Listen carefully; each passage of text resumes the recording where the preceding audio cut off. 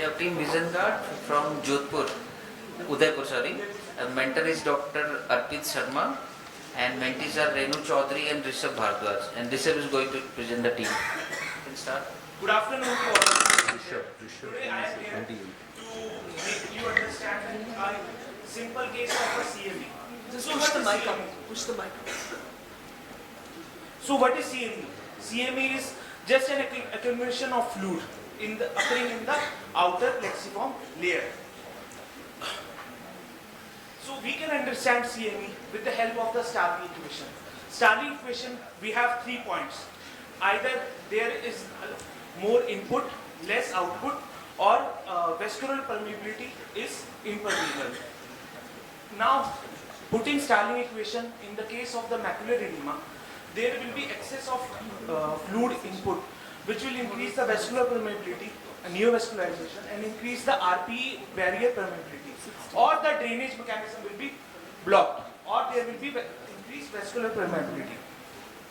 Now, instead of cramming what are the causes of CME, we can use this beautiful mnemonic by debris veins, where I have put all the causes of CME in a simple way. Now, for diagnosis of the CME, we can use OCT or FFA. Now, how to treat CME? So, we have different options for treating CME. Now, I will go on to each and every option. Like first, NSAIDs can be used, which works on the COX 1 and 2, which blocks the COX 1 and 2 and increase the vascular permeability. And then glucocorticoids, which acts on phospholipase A2 and which again helps in creating normal vascular permeability. Then going for anti-VEGF options. So anti-VEGFs act on the VEGF factors, which again help in restoring the vascular permeability. So these are the anti-VEGF therapies, the options we have right now.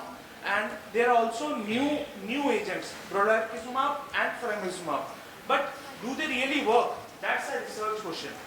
Now going on to laser. Laser also help in restoring the vascular permeability and also help in stopping the increasing the drainage mechanism. So we have 2 types of laser. Laser, we have either the focal laser or we have the micropulse laser. So the focal laser is used in the microaneurysms, and the micropulse laser is used in the, it generally activates the RPE pump. So in the rarest of the cases, when the problem is mechanical, so vitrectomy can also be used, and by pulling the macula with the help of the VMT. So putting in a simpler way, I have tried to treat the Starling equation by the following mechanisms, and thank you.